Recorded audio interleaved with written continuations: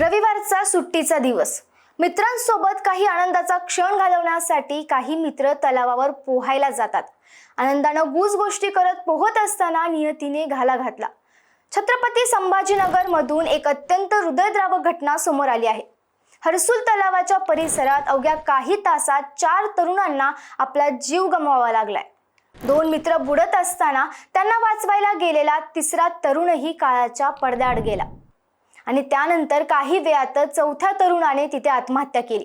नक्की काय घडलं त्या दुपारी पाहूयात या व्हिडिओमध्ये. हर्सुल तलावामध्ये रविवारी दुपारी 12:30च्या सुमारास अफानच्या वडिलांनी त्याला दुचाकी गॅरेजला सर्व्हिसिंगसाठी नेण्यास सांगितले होते. त्यानंतर ते पडेगाव येथे प्लंबिंगच्या कामावर गेले. मात्र 16 वर्षीय अफानने दुचाकी घेऊन 14 वर्षीय मित्र महिशीद उर्फ आदिल आणि वासिफसह हे तिघं हर्सुल तलावात पोहण्यासाठी गेले. अफान खान आणि महिशीद दोघे पाण्यात उतरले तर वासिफ पोहता येत नाही म्हणून तलावाच्या कडेला बसला होता. त्या ठिकाणी आणखी एक तरुण पोहण्यासाठी आला होता. अफान आणि महिशीद तलावात शिरले. काही अंतरावर पाण्याचा अंदाज न आल्याने दोघेही तलावामध्ये खोल खड्ड्यात गाळामध्ये अडकले. एकाच वेळी दोघे पाण्यात बुडत असल्याचे पाहून अनोळखी तरुणाने पाण्यात उडी घेऊन दोघांना बाहेर काढण्याचा प्रयत्न केला. मात्र दुर्दैवाने तिघेही काही काळाच्या आत पाण्यात बुडाले. त्याच वेळी बाहेर बसलेल्या वासिफने आरडाओरडा सुरू केला.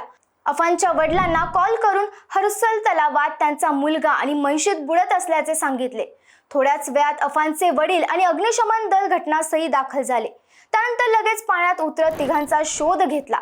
तिघांचा मृतदेह बाहेर काढून त्यांना घाटी रुग्णालयात हलवले. बुडालेल्या 3ही युवकांचे मृतदेह पाण्यातून काढल्यानंतर अग्निशमन दलातील जवान थोडे पुढे जाऊन एका टपरीवर थांबले होते.